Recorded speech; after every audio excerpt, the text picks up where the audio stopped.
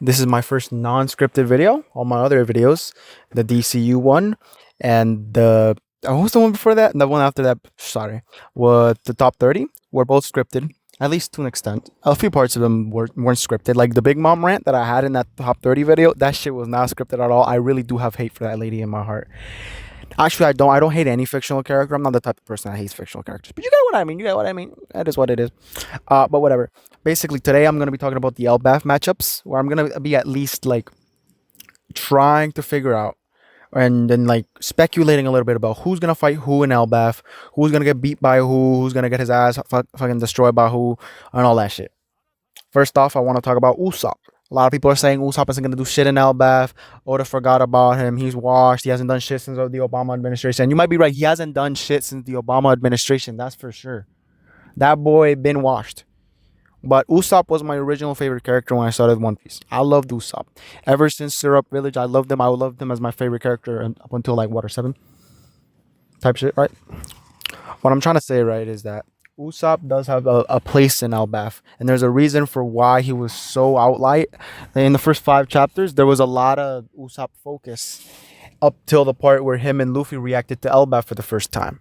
And I feel with the introduction of Killingham and his whole gimmick of turning dreams into reality as his weapon, I'm like, oh shit, that's what they're gonna do with Usopp. He's gonna beat Killingham. He's gonna fight Killingham. And this is actually the thing a lot of people are talking about, right? Like, oh, Usopp's gonna fight Killingham. And I know a lot of people also want to say that Sanji is gonna fight, or Zoro gonna fight Killingham. But I don't believe that, because I believe Sanji and Zoro are gonna fight Dory and Bragi, right? I believe they're gonna fight Dory and Bragi. Sanji will unlock ACOG. Zoro will have to, refine his ACOG and be able to actually consciously use it. And it's gonna be some peak shit, right? It's gonna be gas. But right now I'm talking about Usopp. I'll talk about the whole Dory Bragi. Actually, I don't really need to talk about the whole Dory and Bragi thing, because I basically just explained it. So yeah, I believe Zoro and Sanji are going to fight Dory and Bragi. They're going to use ACOG, all that stuff. And they're going to eventually defeat them in Domi Reversi and take them out of Domi Reversi or whatever the fuck, right? But I believe Usopp is going to fight.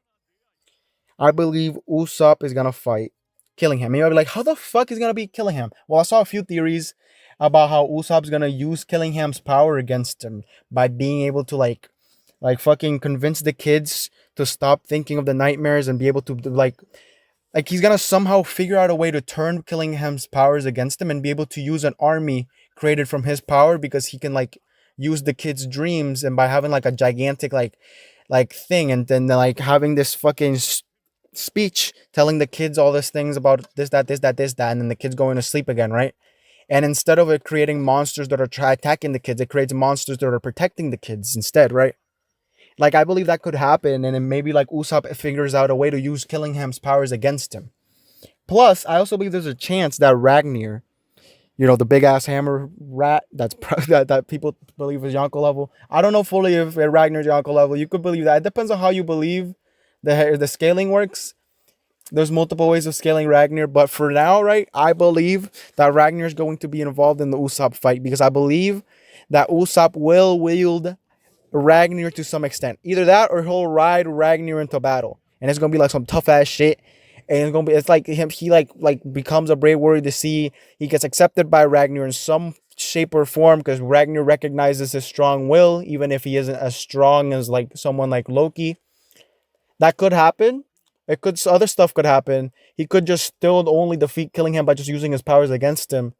And a lot of people talk about how, oh, you need ACOG to defeat the Holy Knights. You need ACOG to kill the Holy Knights. To defeat them, I believe if you're just overwhelmingly more powerful than them, or you fight, or you figure out a way to just, I don't know, trap them or throw them somewhere, you can probably still defeat them.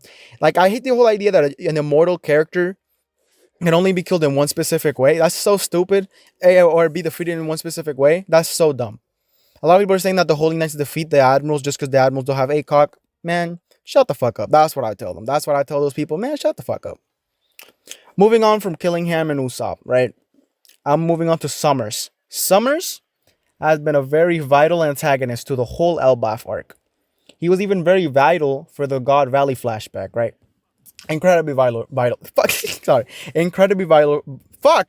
Oh my god, I'm fucking up the word real bad, yo. Incredibly vital for the flashback. There, I got the word right. Like, incredibly vital for it, right? And all that shit. So I believe that Summers is kind of being set up as like a fight for specifically a female character. Because the way he talks about women, he talks about love. A lot of people are talking about him being defeated by Sanji, and yeah, there might be, he might, but I don't believe he's a setup for a Sanji fight, especially after he defeated Saul, and then he had his little confrontation with like Robin. I believe Robin's gonna be the one that defeats him. That's who I believe is gonna defeat him. Like a mixture of Robin and a few of the other Straw Hats together they defeat Summers together. And you might be like, but the Straw Hats got defeated by fucking Gunko. But Gunko has been portrayed to be way above Summers from the beginning, right? Summers is kind of ass. I'm not gonna cap. He kind of dookie ass butter shit, right? That boy dookie ass. He's fucking dog shit. He beats women and he's a piece of shit. And he already has a whole thing set up. He already fought Robin a little bit and was able to overpower her. He was also the one that defeated Saul and put him in that fucking ICU unit, motherfucker. He also was the one that was beating Shocky, which, like, fuck this guy, man. He was beating Shocky, talking about some, I'm gonna kill you so that Garling doesn't get to take you. Man, fucking bum, by the way. Holy shit. The Holy Knights are such fucking bums. I can't wait till all of them get fodderized in the future. I already know the ones that are gonna be in Elbaf are probably gonna die. Like, Rip killing him, because I fuck with bro. No Rip for fucking Summers. He's a bitch and a bum. I hate that guy. But I do believe that there's a chance Gunko survives, because I believe there's a chance that the Straw Hats save Gunko and like unbrainwash her, because it's pretty obvious Gunko's probably brainwashed, right? They take the brainwashing of Gunko and they figure out a way to fucking do some shit, right? But yeah, that's what I believe is gonna happen with Summers. He's gonna fight a bunch of the Straw Hats, and the main one that's gonna take him down is gonna be Robin. Basically, next up, right? We already talked about the two weaker Holy Knights, right? And I already talked about Dorian Bragi. So we're now going to talk about the main fucking fight of the arc. You might have noticed. The only three characters I haven't mentioned, right, are Usopp. Nah, not Usopp. Fuck, I'm a dumbass bitch. The only three characters I haven't mentioned are Brook, Loki, and Luffy. Because I've said that I wanted most of the Straw Hats to be fighting Summers, right? But I never specified that I wanted Brook to fight Summers. Mainly because I believe Brook is going to be the main thing that lets us defeat Emu to some extent, right? Or at least to some extent be able to send Emu out. I don't believe Emu. Okay, personally, there's a chance that Emu might die, like fully die, like the main body might die by the end of Elbaf. Not from Luffy's hands. Luffy's will only defeat the Avatar, but I believe that what's happening in Mary Joie is gonna end with Emu fully dying. And you might be like, Leo, what the fuck are you yapping about? But that's neither here nor there. A lot of people are talking about this. I personally believe the theory that it actually might end with Emu fully dying by the end of Elbaf and Blackbeard ascending into being the final antagonist. And that might be gas as fuck. And you might be like, Leo, that's dumb as shit. No way that's happening. Bro, on everything I love, this is happening. I'm being sold on everything I love, this is happening, bro. On everything I love. But whatever, let's go back to the fight. I believe Loki and Luffy are going to fight Emu. Emu will be overwhelming, right? Emu will be overwhelming. Eventually, Brook will join the fight. And what happens is, Brook joining the fight is able to use his soul powers, plus his connection to Gunko, plus Luffy and Loki assisting him, to be able to fucking like exercise Emu's possession of Gunko out of her body.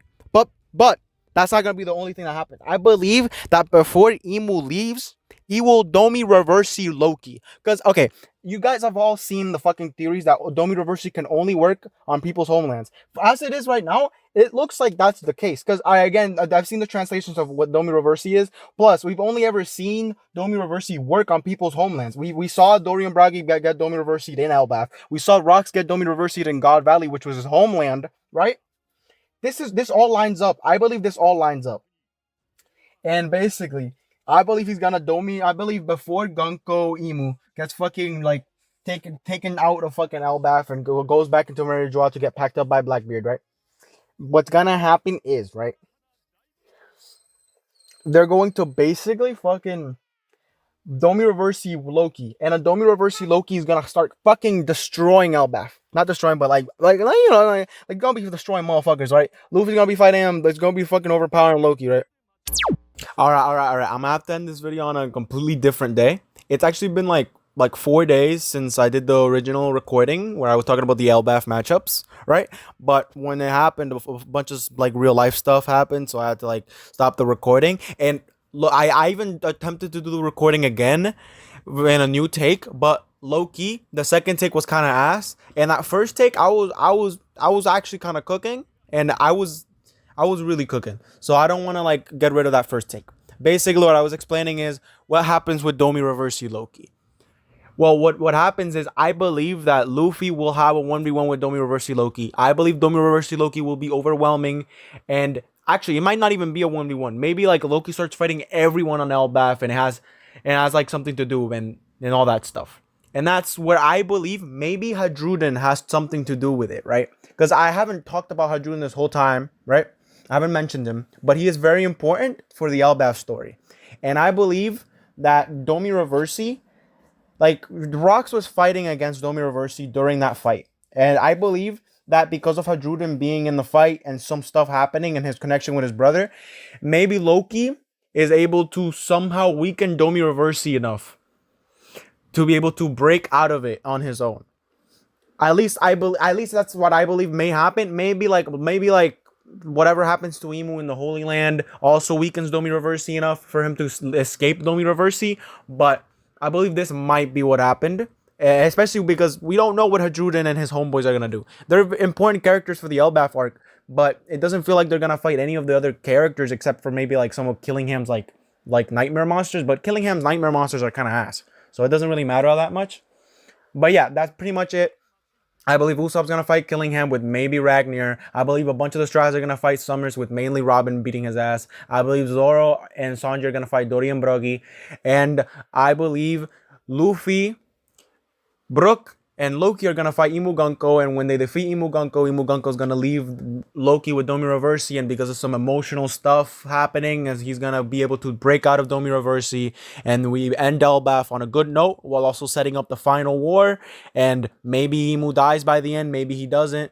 Maybe some stuff happens. Maybe something else. But hey, it is what it is. This has been a really good talk. And, well, leave a like if you liked.